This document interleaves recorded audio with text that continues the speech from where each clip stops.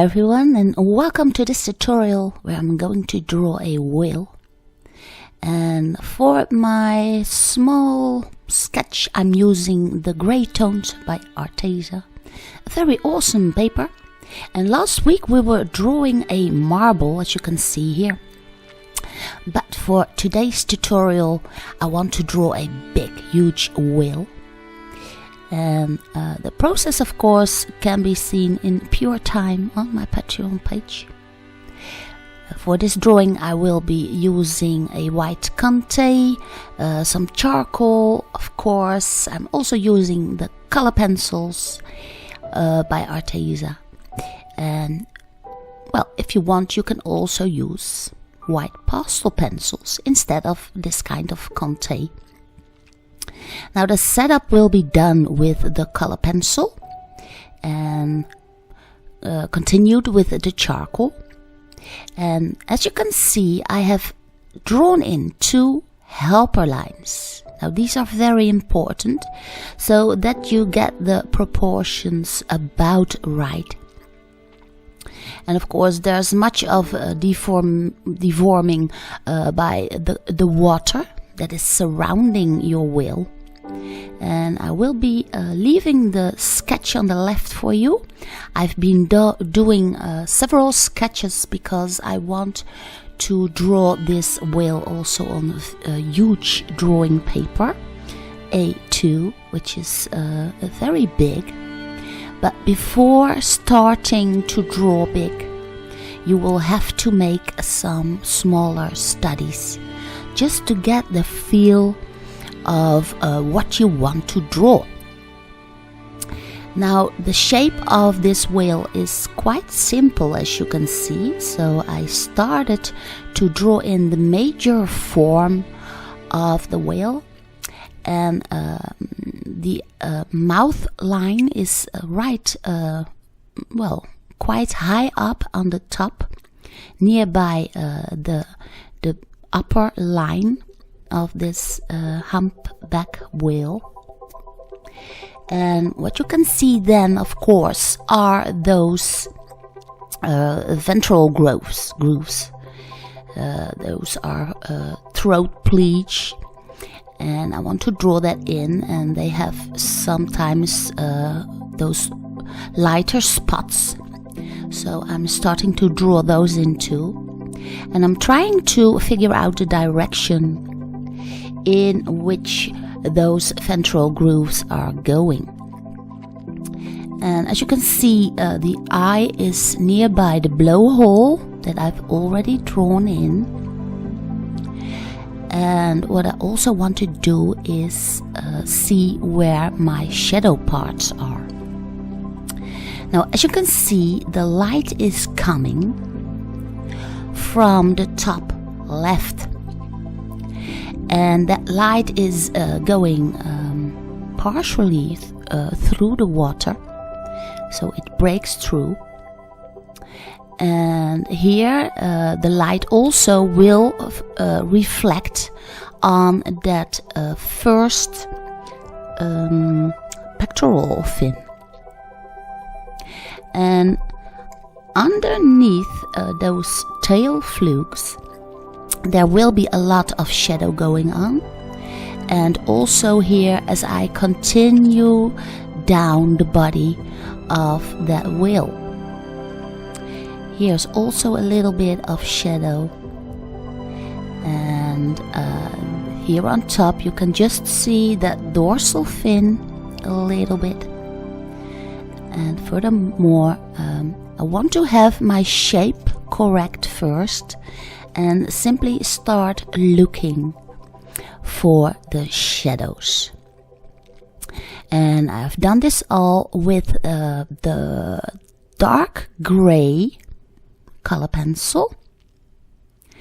And once I have the shape about correct, then I can remove the little helper lines.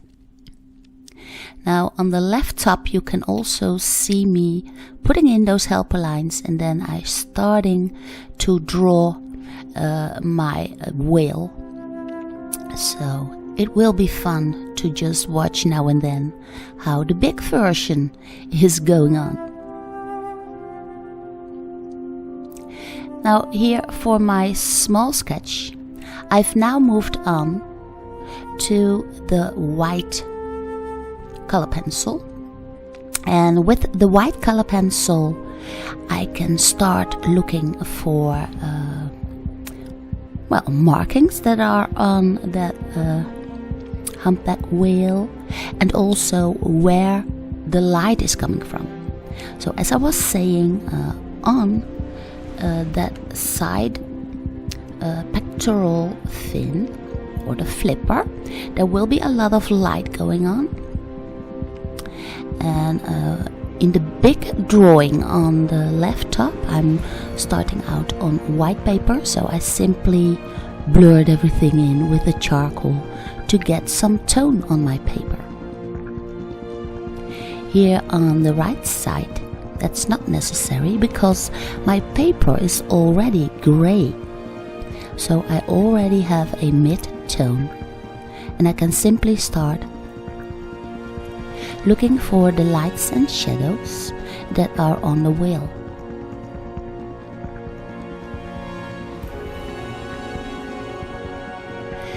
Here underneath that tail, there's a lot of shadow underneath the flukes. So I draw that in, and then I start searching for more and more shadows. So I gradually tune up the darkest darks.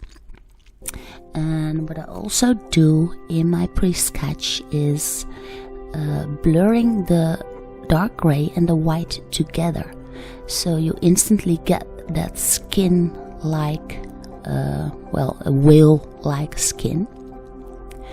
On the left top in my big drawing, I've decided to put in a little bit of dark green to get the feel of water.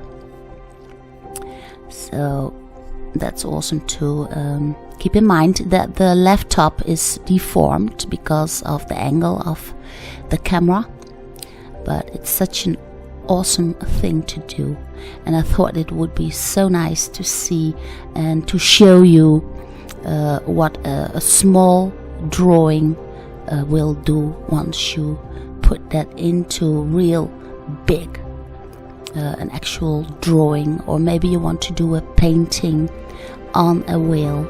Then it's also very important to first make some smaller sketches, of course. Now here on the right bottom, you can see that I am adding in more and more detail. So first make sure to get the shape right and figure out what kind of composition you want to draw. And then as the drawing continues, you can start adding more detail. And what I also, and that is so very important, what I also want to achieve is movement. Now here on the right bottom, what I do for movement is adding darker tones. So what I actually want to do is I want to draw in the depth of the ocean, and this whale is diving into the deep.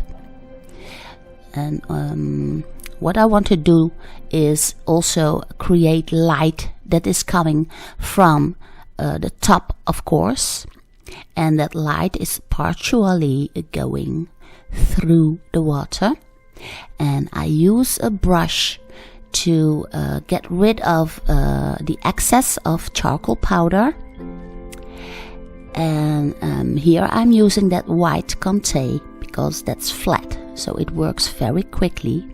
And I also rub that in with the brush, so that way I get a smooth surface, and I get a surrounding, I get a background, I actually get water going on.